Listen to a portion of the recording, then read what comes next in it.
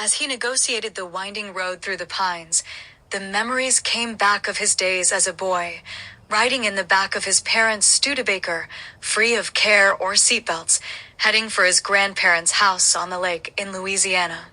It was called a lake, but it was really a swamp, complete with cypress trees in the water, winding roads covered with oyster shells, and an adequate supply of mosquitoes and bullfrogs to eat them.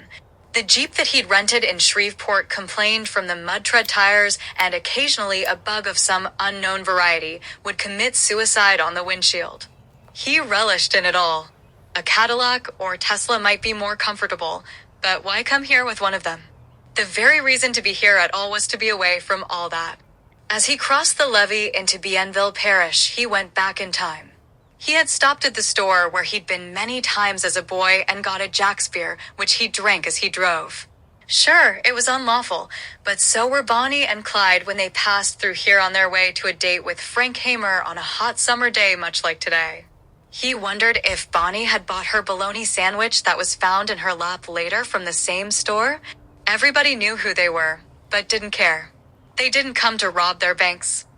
Turning off the semi-paved road onto a red gravel one, he was glad he'd rented a Jeep as the tires proved their worth. Then another turn, and heading deeper into the pines, he eventually came upon an old fishing camp. This was where his parents would take him. It was a small place. No more than a dozen dwellings, one even being an old-school bus with its windows painted black for privacy and the tires removed. He passed what was left of his grandparents' place.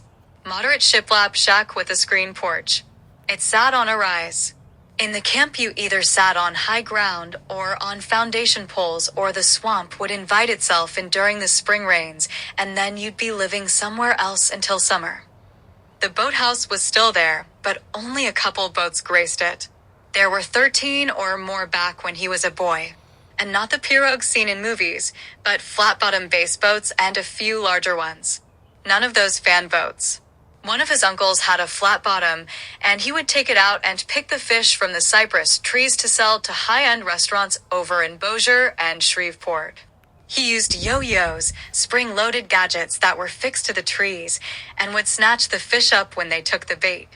That, trot lines, and some frog legs to the well to do provided income to people who didn't have much and were happy to be left alone. He never ate frog legs or crawfish, and the fish he did eat came as nuggets in a sack like the one sitting on the passenger seat of the Jeep from a state-inspected fast food establishment in Shreveport. He wouldn't even buy barbecue from a roadside stand or a sandwich from the little store where he'd bought the beer. Bonnie Parker was tough.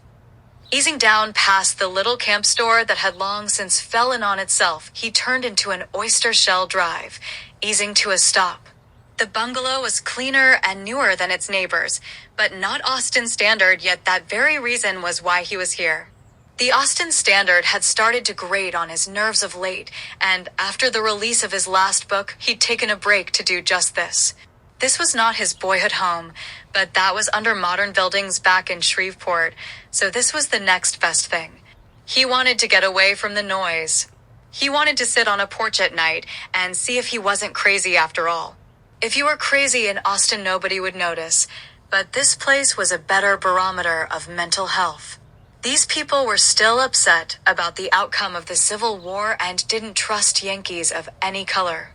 He would submit to their therapy to see how much of himself he'd lost over the years.